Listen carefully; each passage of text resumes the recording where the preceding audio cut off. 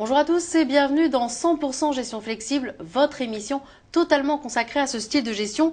Et aujourd'hui, nous sommes en compagnie de Stéphane Cadieux, directeur de la gestion de Fédéral Finance. Et il va nous parler aujourd'hui de l'une des grandes caractéristiques du Fonds fédéral multipatrimoine. Il s'agit de l'allocation d'actifs selon un modèle quantitatif développé en interne. Stéphane, bonjour. Bonjour Isor et merci de m'accueillir dans vos studios. Et puis nous retrouverons aussi Frédéric Lorenzini, directeur de la recherche de Morningstar, qui nous apportera son regard d'expert sur les suivis de tendance. Et puis Yves Gambard de Linière, fondateur de Linière Patrimoine. En tant que CGPI, il viendra en fin d'émission poser à Stéphane quelques questions d'ordre pratique.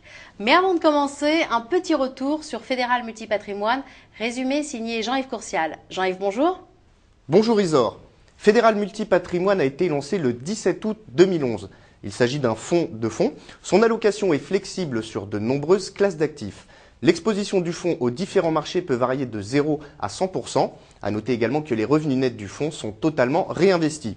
Fédéral Multipatrimoine est co-géré par Erwan Marek et Sylvain Serrandour. Sa valorisation est quotidienne et il est éligible au CTO et à l'assurance vie. Enfin, la durée minimum de placement recommandée est de 3 ans. Alors Stéphane, aujourd'hui nous allons parler de l'allocation d'actifs, mais c'est uniquement une des caractéristiques du fonds. Il y en a d'autres dont on va parler dans les prochaines émissions, mais pour resituer un peu le contexte, est-ce que vous pouvez nous dire de quoi il s'agit précisément? Fédéral Multipatrimoine dispose effectivement de 3 moteurs. Donc l'allocation d'actifs, vous l'avez cité, qui est réalisée de façon quantitative basée sur un modèle de suivi de tendance, la sélection de fonds pour chacune des classes d'actifs, et enfin une stratégie de sécurisation de la valeur liquidative. Alors, revenons sur le thème du jour. Dans votre allocation d'actifs, dans votre univers, il y a combien de classes d'actifs? Alors, l'univers actuel est composé de 16 classes d'actifs, ou 16 classes différentes. Pour autant, notre équipe d'ingénierie financière est en recherche permanente de nouvelles classes qui permettent d'apporter de la décorrélation par rapport aux autres déjà dans notre univers. Alors, la décorrélation, tout de même, tout est lié dans les marchés financiers. Vous avez un exemple? Par exemple, dans l'obligataire, aujourd'hui, si on regarde sur les dernières années, la décorrélation entre le Bund, qui est l'obligation d'État allemande, et les taux, le high yield, par exemple, on a des performances très divergentes. Alors, ça veut dire que dans chaque classe d'actifs, vous identifiez des sous-classes d'actifs en quelque sorte pour affiner votre recherche? Exactement, puisque si on prend un autre exemple sur les marchés actions, la performance des marchés émergents a été bien différente de celle des actions japonaises ou des actions américaines, voire même des actions immobilières. Donc on voit qu'on va aller rechercher finalement la classe d'actifs ou le segment d'actifs qui va apporter une vraie décorrélation. Enfin là, vous me parlez obligations, vous me parlez actions, tout ça, ça reste quand même bien classique.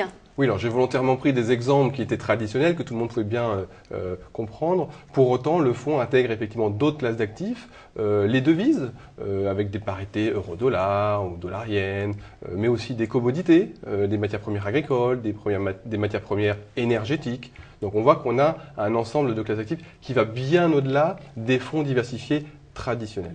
Et toutes ces classes d'actifs peuvent varier entre 0 et 100% dans votre portefeuille? Alors quasiment toutes, on a quelques contraintes de gestion telles que les devises où on ne doit pas aller à plus de 50% ou également sur les matières premières où l'or par exemple pour des contraintes réglementaires ne peut pas dépasser 10% du fonds. Mais l'ensemble des autres classes d'actifs peut effectivement varier, d'où cette flexibilité entre 0 et 100. Alors vous avez dit tout à l'heure que c'était basé sur un modèle quantitatif. Comment fonctionne ce modèle quantitatif dans tout ça? Alors notre modèle suit des tendances long terme sur les différentes classes d'actifs. Alors long terme, c'est quoi? Alors chez nous, effectivement, dans le terme quantitatif, le long terme, c'est 6 mois. Donc le modèle va suivre au quotidien les performances de chacune des classes d'actifs et définir une fois par mois une allocation qui va être basée sur les classes d'actifs ayant une tendance positive et va construire un portefeuille selon une approche, on va dire, risque sous forme de ratio de Sharpe. En fait, le portefeuille ayant le meilleur ratio de Sharpe. Une fois par mois seulement, c'est pas beaucoup, le marché a le temps de se retourner tout de même. Effectivement, le modèle est basé sur des tendances longues, donc n'est pas forcément favorable au retournement brutaux de marché. C'est pourquoi nous avons intégré dans notre modèle un moteur permettant de dégager des signaux plus court terme, afin d'être capable de sortir ou de prendre en route les retournements de tendance. Alors Stéphane, les marchés se sont bien repris pendant l'été. Est-ce que vous avez profité de cette hausse? Alors, les marchés se sont bien repris. Je dirais tout de même que les marchés furent encore très volatiles durant l'été. ce que l'on voit, c'est que les tendances se sont déclenchées sur la fin de l'été, la fin du mois d'août. Donc notre modèle a commencé à identifier ces tendances et si cette tendance se poursuit sur les prochains mois, notre fonds profitera de ces bonnes tendances. Stéphane, merci. Et pendant qu'Yves Gambard de Linière nous rejoint, je vous propose de faire un petit point avec notre expert Frédéric Lorenzini. Frédéric, bonjour.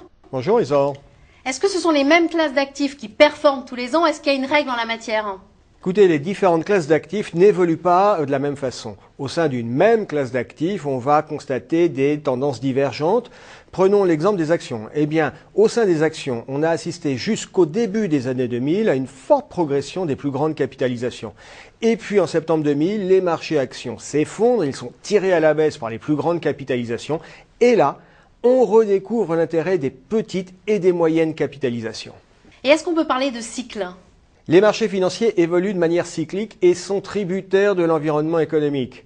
Lorsque l'économie entre en surchauffe, les autorités monétaires relèvent leurs taux afin de rendre l'argent plus cher et de ralentir l'activité.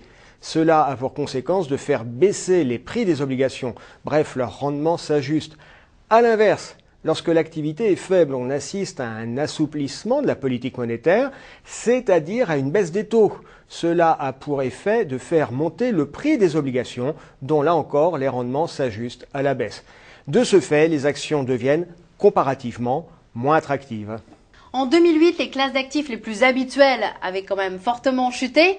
Est-ce qu'on pouvait trouver des classes d'actifs avec une tendance haussière? Alors en 2008, les marchés actions s'effondrent, moins 40% en moyenne. Par exemple, Peugeot est passé sur l'année de 46 à 11 euros. Mais dans la seconde moitié de l'année, les obligations sont touchées par la contagion.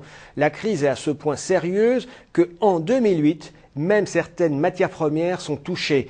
Quelques classes d'actifs gardent la tête hors de l'eau en 2008. Je pense par exemple aux obligations d'État. C'est un des rares exemples. Frédéric, merci. Et j'accueille maintenant Yves Gambard de Linière. Yves, bonjour. Bonjour Isa. Alors, vous êtes en face du gérant. Profitez-en pour lui poser toutes vos questions. Bonjour Stéphane. Bonjour. La performance de votre fonds est de l'ordre de 1% depuis un an. Vous êtes satisfait?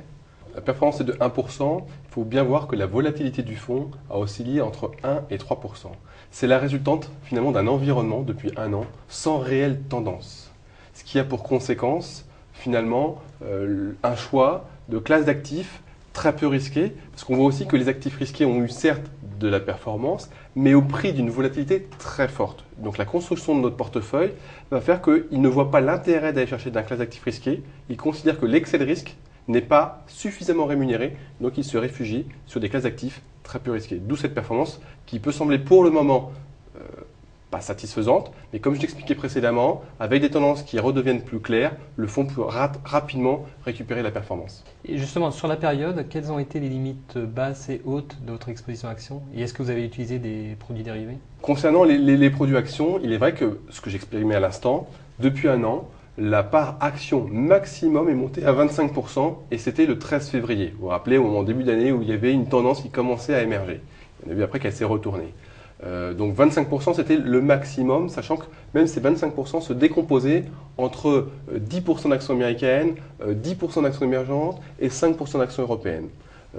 Quant aux dérivés, nous n'en utilisons absolument pas. Vous avez dit tout à l'heure que des tendances courtes pouvaient être introduites dans votre modèle. Est-ce qu'à ce moment-là, les CGP sont informés?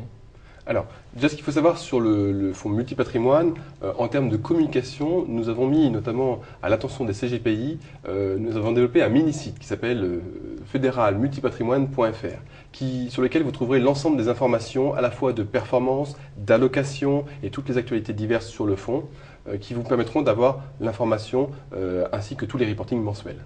Et c'est mis à jour très régulièrement en direct? Alors c'est mis à jour en général une fois par mois lorsque les comités d'allocation ont lieu. Et puis si des mouvements significatifs ont lieu en cours de mois, nous mettons à jour et nous informons donc via ce mini-site l'ensemble de nos réseaux et partenaires. Est-ce que vous avez un autre fonds qui disposerait d'un track record plus important, ayant le même modèle quantitatif?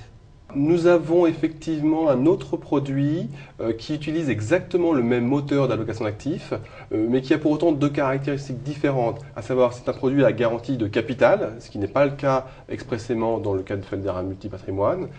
Et puis, c'est un fonds sur lequel il y a de l'effet de levier qui est fait au niveau de la stratégie. Donc c'est un produit qui a le même moteur, mais avec des contraintes différentes. Ce produit, par exemple, là, sur la dernière année, a réalisé une performance de 13%. Votre fonds est un fonds de fonds. Est-ce que vous pouvez nous parler des frais de gestion? Les frais de gestion mentionnés dans le prospectus apparaissent à 2% maximum. Dans la réalité, les frais de gestion sont bloqués à 1,50, sachant qu'en cas de retournement ou de situation très adverse, à savoir que le fonds, il n'y aurait aucune classe d'actifs positive et donc on n'aurait que du monétaire, les frais de gestion sont redescendus à 0,75. Yves, merci. Merci Isor. Stéphane, merci pour toutes vos Merci, explications. Isor. Et quant à vous, je vous remercie aussi de nous avoir suivis. Et surtout, je vous donne rendez-vous dans la prochaine émission consacrée à Fédéral Multipatrimoine. Nous verrons comment sont identifiés les fonds qui constituent le portefeuille, une étape clé dans la gestion. Alors, ne manquez pas ce prochain numéro. Et en attendant, n'oubliez pas que Fédéral Finance sera sur le salon Patrimonia les 27 et 28 septembre à Lyon. Alors, à très bientôt.